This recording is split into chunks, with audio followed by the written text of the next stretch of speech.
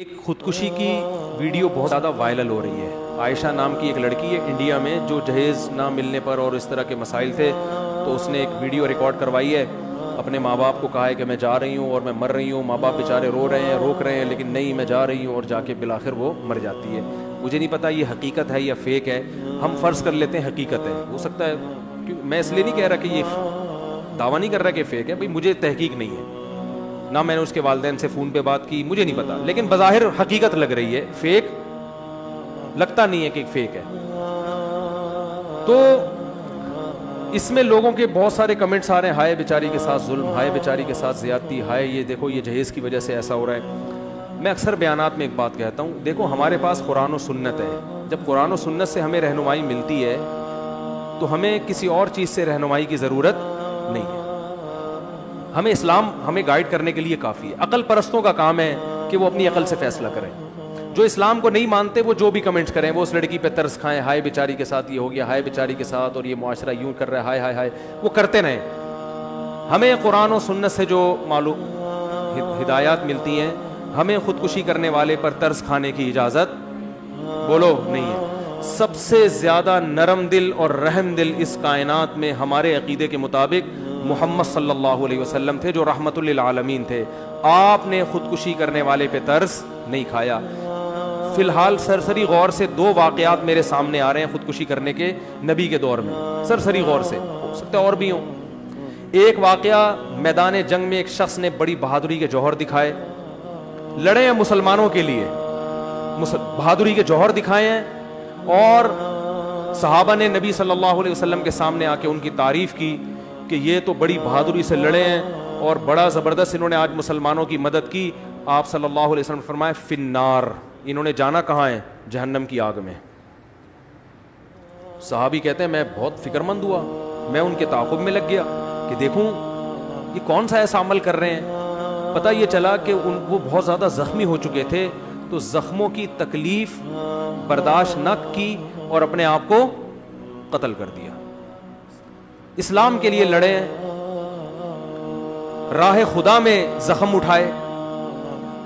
تھوڑی سی آزمائش رہ گئی تھی کہ ان زخموں کی تکلیف کو برداشت کرنا ہے کس کے لیے؟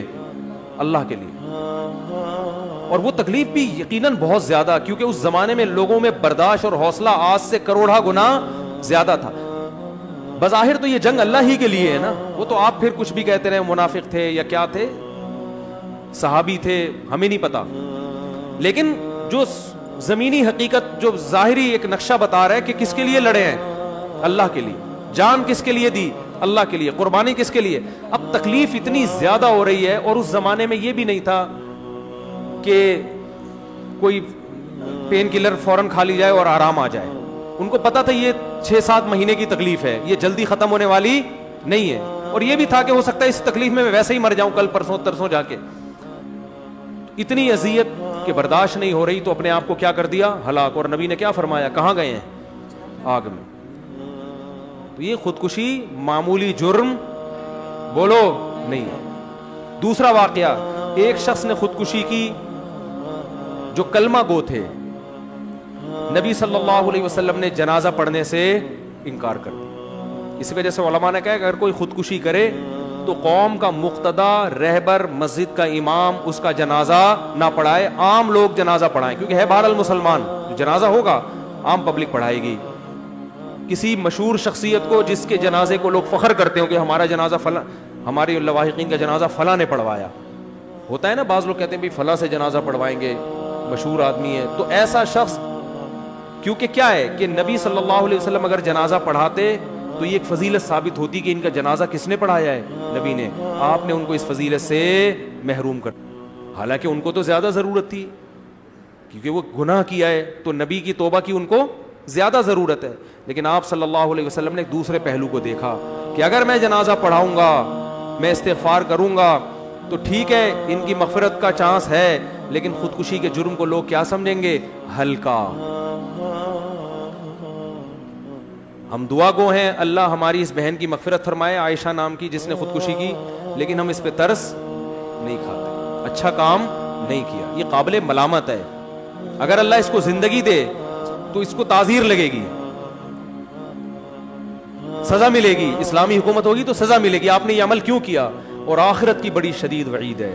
نبی صلی اللہ علیہ وسلم نے ارشاد فرمایا, جس نے اپنے آپ کو ہلاک کیا, جس طرح سے ہلاک کرے گا جب تک قیامت قائم نہیں ہو جاتی, برزخ میں وہ اسی طرح اپنے آپ کو مارتا رہے گا. یہ سزا تو برزخ میں ملے گی اس کو. نبی نے فرمایا, جس نے اپنے آپ کو پہاڑ سے گرا کے مارا, عالم برزخ میں پہاڑ قائم کیا جائے گا اور وہ اپنے آپ کو وہاں سے چھلانگ مار کے, جو موت کی تکلیف اس کو ہوئی ہے نا وہ بار بار ہوتی رہے گی. جس نے اپنے آپ کو جلا کے مارا, آگ میں چھلانگ لگائی, آپ صلی اللہ علیہ وسلم نے فرمایا قیامت تک آگ کے اندر ہی جلتا رہے گا وہ. جس نے اپنے آپ کو زہر پی کے مارا, اللہ اس کو ایک صورت مثالیہ دیں گے برزخ میں, اور وہ زہر کی بوتل, حدیث کا مفہوم بیان کر رہا ہوں, زہر کی بوتل پیے گا, جس ترتیب اذیت سے وہ مرا تھا نا اسی اذیت سے مرے گا. دوبارہ اللہ اس کو جسم دیں گے, پھر اسی طرح مرے گا, اور قیامت جب تک قائم نہیں ہو جاتی یہ عذاب اس کو بولو ملتا رہے گا. لوگ کہتے ہیں اصل میں یہ تو بہت زیادہ بیچارے پریشان ہوتے ہیں اس لیے خودکشی کرتے ہیں. نبی کی یہ جتنی وعیدیں ہیں انہی خودکشی کرنے والوں کے لیے ہیں جنہوں نے خوشی میں خودکشی نہیں کی بلکہ غموں سے بیزار ہو کے کی ہے. خوشی میں کون خودکشی کرتا ہے؟ یہ بالکل ایسے جیسے لوگ کہتے ہیں غصے میں طلاق دی ہے, تو محبت سے اور پیار سے کون طلاق دیتا ہے؟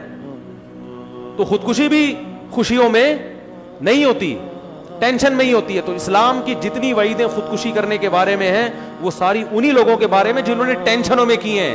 اور ایک ٹینشن جو اللہ کے لیے اٹھائی تھی, جو میدان جہاد میں لڑے تھے. ہاں بعض دفعہ ایسے ہوتا ہے کہ ٹینشن سے انسان کا دماغ خراب ہو جاتا ہے, یعنی پاگل ہو جاتا ہے. تو ایسے اگر کوئی خودکشی کر لے تو وہ گنہگار اس لیے نہیں ہے کہ اس کا دماغی توازن ٹھیک نہیں تھا. جیسے جیلوں میں بعض ایسے واقعات ہوتے ہیں کہ وہ پاگل ہو چکے ہوتے ہیں, تو پاگل ہو گئے, تو اب پاگل کا تو وہ تو کسی حکم کا مکلف نہیں ہے نا. جیلوں میں اتنا ظلم ہوتا ہے بعض قیدیوں پہ کہ وہ دماغی توازن کھو بیٹھتے ہیں, تو پھر وہ خودکشی کریں گے تو وہ کیونکہ دماغ کام نہیں کر رہا ان کا. لیکن یہاں تو باقاعدہ ریکارڈنگ ہو رہی ہے, بتایا جا رہا ہے کہ میں جا رہی ہوں, میں دریا میں چھلانگ لگا رہی ہوں, میں یہ کر رہی ہوں. تو آپ بتاؤ اپنے ماں باپ کو زندگی بھر کی اذیت میں ڈال دیا کہ نہیں ڈال دیا؟ آپ اپنے آپ کو ٹینشن سے بچانے کی فکر کر رہی ہو, اور آپ اپنے باپ کو اور اپنی ماں کو جنہوں نے آپ کو گودوں میں پالا, جو آپ سے ٹوٹ کے محبت کرتے ہیں, آپ ان کی ٹینشن کی فکر نہیں ہے. آج اس کے ماں باپ بھی اسی دلیل سے اگر خودکشی کر لیں کہ ہماری بچی نے خودکشی کی, ہم پاگل ہو رہے ہیں, ہم بھی خودکشی کر رہے ہیں, تو کیا یہ دلیل صحیح ہوگی؟ تو اس بچی نے اپنے باپ کو بھی عذاب میں ڈالا اور اپنی ماں کو بھی. ماں باپ تو معاف کر دیں گے, وہ تو اولاد سے ٹوٹ کے محبت کرتے ہیں, لیکن اللہ جہاں اپنے بندوں سے محبت کرتا ہے وہاں اللہ کی ایک صفت انتقام لینا بھی ہے.